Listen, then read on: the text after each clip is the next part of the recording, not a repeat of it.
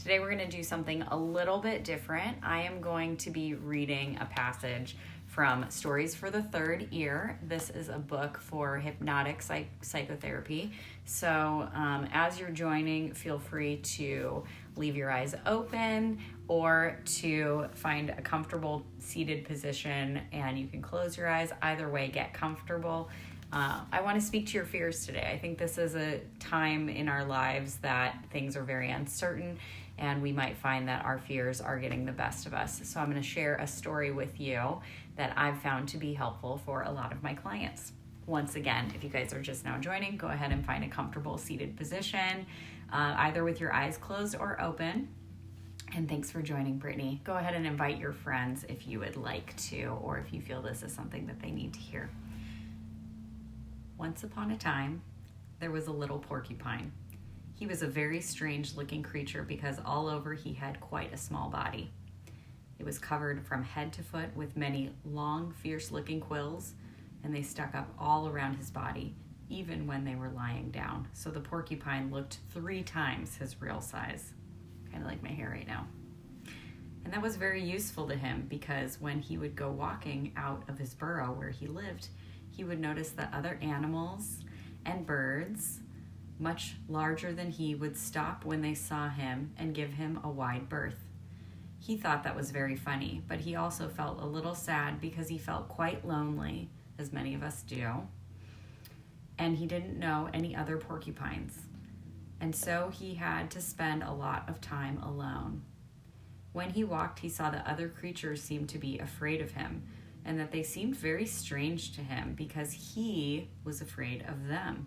As a matter of fact, if there would be a sudden loud noise or some creature would come up behind him suddenly, then without trying at all, every quill on his body would stand straight up, and he would look not just 3 times his size, but 10 times his size, and the other creatures would back off. Sometimes they would say to him, "My goodness, you're fierce. My goodness, you're an angry one. Why are you so angry?" And the little porcupine was puzzled because he didn't feel angry at all. He just felt scared. And he did notice that from time to time, when some foolish creature would get too close, his quills would stick in them, and they would run off screeching and hollering and crying when he had done nothing but stand still. Other creatures accused him of shooting his quills at them. It wasn't true at all. All he would do is stand still, and they would come up and get stuck, and then they would be angry and hurt because they said he had attacked them. And all of this was very, very puzzling to the little porcupine.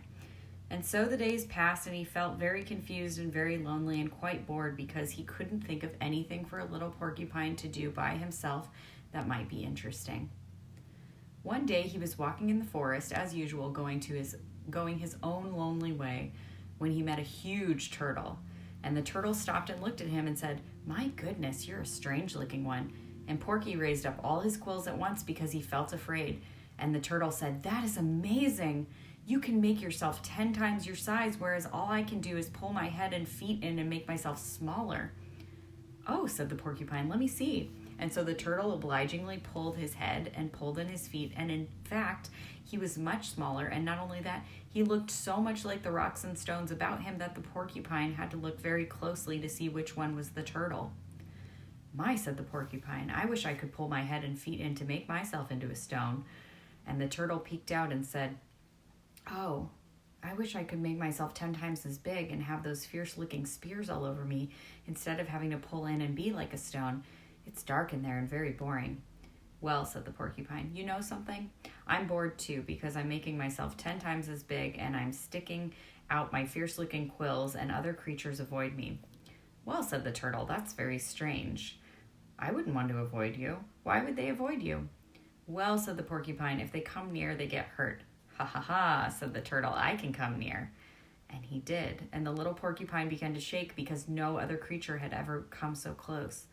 And the turtle said, "See, I can even touch you." And he did. And the porcupine backed off and said, "Ooh, don't touch me. Nobody has ever touched me." But the turtle said, "I can touch you." And the porcupine said, "So you can, and my quills don't stick in you." "Oh no," said the turtle, "because I have this beautiful shell. See my beautiful shell?" "Oh yes, yes," said the turtle. "You have quills and I have my shell, and those protect us because we're really soft and very scared. And the porcupine began to laugh because he had found a friend who understood exactly how he felt and was not afraid of his quills and was not afraid of the turtle because the turtle was not afraid of him. And you know what? They became very good friends. Hey, Juliana. When the porcupine began to understand that everyone else was afraid like him, and so he learned to keep his quills sleek against his body even though his heart was beating very hard. Fight or flight, right? And ever after, when he would meet a new creature, he kept his fierce-looking quills sleek against his body so he looked only 3 times his real size instead of 10 times. And he learned to say, "Are you afraid? Because I'm afraid too. But all I want to do is play. Is that what you want?" And do you know, the next time he met a little chipmunk, the chipmunk said, "Yes, that's how I feel too. Do you mean that you won't shoot your spears if I come close?" "Of course not," said the porcupine. "And anyway, I can't shoot any spears. I can only make them stand up. If you get stuck, you'll get stuck if you come too close to me when I'm afraid." "Oh," said the chipmunk, "you don't have to be afraid of me. All I can do is scratch and bite, and there's no place on you at all where I could bite or scratch. You don't have to be afraid of me, and you won't stick me with your quills. I don't have to be afraid of you." "That's right," said the porcupine, and he laughed out loud with pleasure. And you know, soon the little porcupine was friends with everyone in the forest. One day, a big, surly creature came into the forest. No one had ever seen anyone like him. When he laughed, it sounded like a snarl, and when he snarled, it sounded even worse, and he was very ugly, although no one wanted to tell him that they thought so. He had long front legs and sort of crouching, cringing back legs, and he had ugly, rough fur in patches and a long, mean snoot and a long, snaggly tooth. This creature came up swaggering to him where the little porcupine was standing with all his quills sleek against his body. The little porcupine said, "Hello," in a quavering voice. The creature laughed his laugh, which sounded like a snarl, and the little porcupine asked, "What's your name?" The creature said, "What's it to ya?"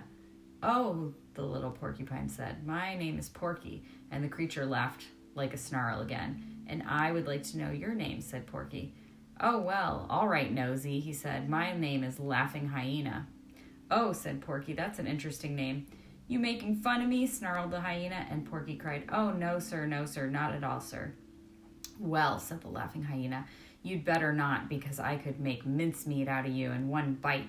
Little Porky's quills stood straight up, and the Laughing Hyena said, "Oh, you want to fight, do ya? Well, I'll show you." And he jumped at little Porky, and little Porky stood there, shaking and shaking all over like a thistle in the wind. And do you know what happened? That mean hyena got his long, mean snoot stuck full of quills, and there were quills sticking in his ears and all over his ugly body. He put his tail between his legs and ran off howling hideously, straight out of the forest.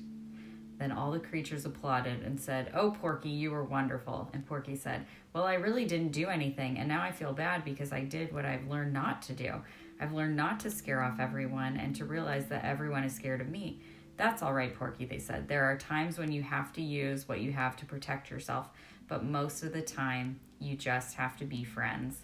And little Porky felt glad in his heart because from then on, he knew the difference between making friends and protecting himself. If you guys are just now joining, I just shared a story from my Stories of the Third Year. They are hypnotic therapeutic stories for yourself and for children, because we each have that childlike and younger self inside of us. And this is a very scary time. So I think identifying in this time what it is that we're afraid of and how we can better respond rather than react to it. I hope that message is one that you can take with you today. I hope you guys are wonderful, keeping yourself in good spirits. It is totally normal to feel both your highest of highs and lowest of lows all in the same day.